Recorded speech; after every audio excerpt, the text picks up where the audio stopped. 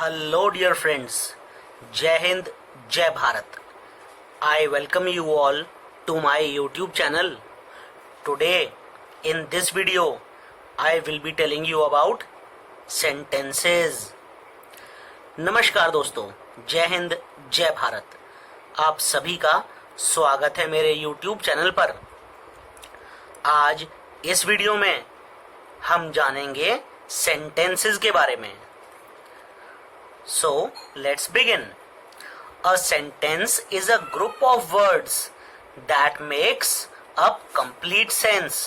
A sentence begins with a capital letter. Most sentences end with a full stop. Example: My name is Vishal. In this sentence, first letter of the sentence, that is M, is capital and full stop has been put at the end of the sentence. Here V of Vishal has also been kept as capital because it is a proper noun. Second example is this is a book. So in this sentence T is capital and full stop has been put at the end of the sentence. Sentence शब्दों का एक group होता है जो कि पूरा का पूरा एक मतलब बनाए. हमेशा एक सेंटेंस कैपिटल लेटर से स्टार्ट होता है और ज्यादातर सेंटेंस फुल स्टॉप से एंड होते हैं. जैसे माई नेम इज विशाल, ये सेंटेंस एम से शुरू हुआ. एम यहाँ पर कैपिटल है और विशाल के बाद फुल स्टॉप आया. विशाल का वी भी कैपिटल रखा गया है क्योंकि विशाल एक प्रॉपर नाउन है. अगला एग्जाम्पल है दिस इज अ बुक. यहाँ पर टी कैपिटल है और सेंटेंस के एंड में फुल स्टॉप लगाया गया है. Do you know that some sentences do not end with a full stop. They may end up with a question mark or exclamation mark like this. Exclamation marks are used after words or sentences which show anger, surprise, sadness or happiness.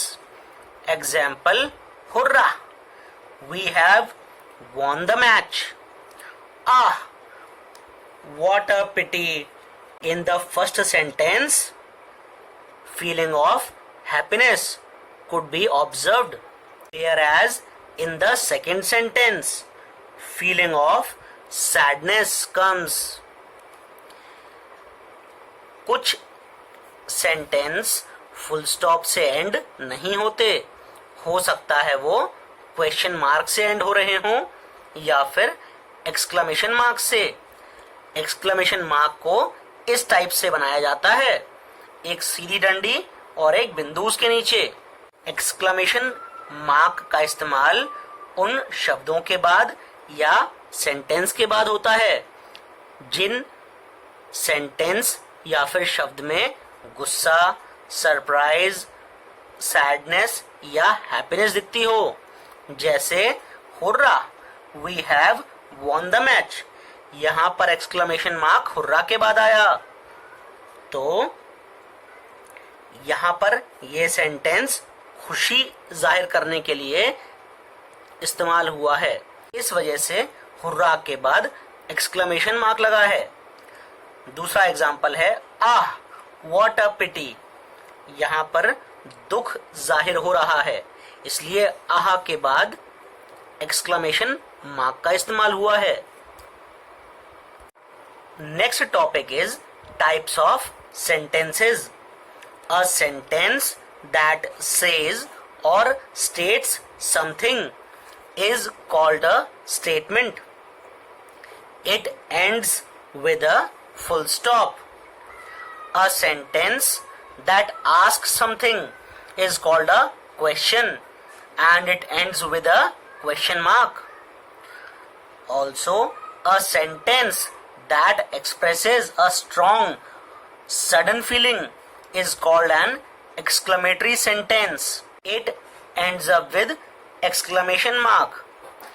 Example of a statement is, this poem is beautiful. And example of a question is, why are you late?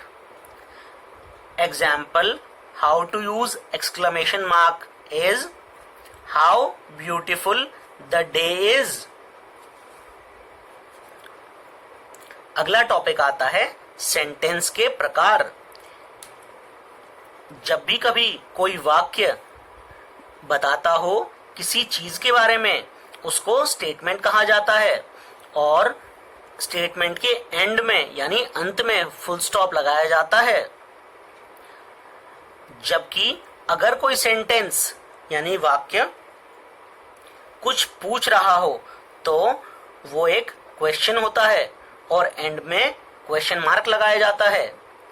जबकि अगर कोई sentence में strong sudden feeling आ रही हो तो वहां पर exclamation mark का इस्तेमाल होता है और उस सेंटेंस को एक्सक्लेमेटरी सेंटेंस कहते हैं. स्टेटमेंट का एग्जाम्पल है, दिस पोएम इज ब्यूटीफुल. यहां पर फुल स्टॉप एंड में लगाया गया है. क्वेश्चन का एग्जाम्पल है, व्हाई आर यू लेट. यहां पर एंड में क्वेश्चन मार्क लगाया गया है. और एक्सक्लेमेटरी सेंटेंस का एग्जाम्पल है, how beautiful the day is. यहां पर एंड में एक्सक्लेमेशन मार्क लगाया गया है. Next topic is parts of a sentence. A sentence has two parts. One is naming part and it is called subject. The second part is predicate.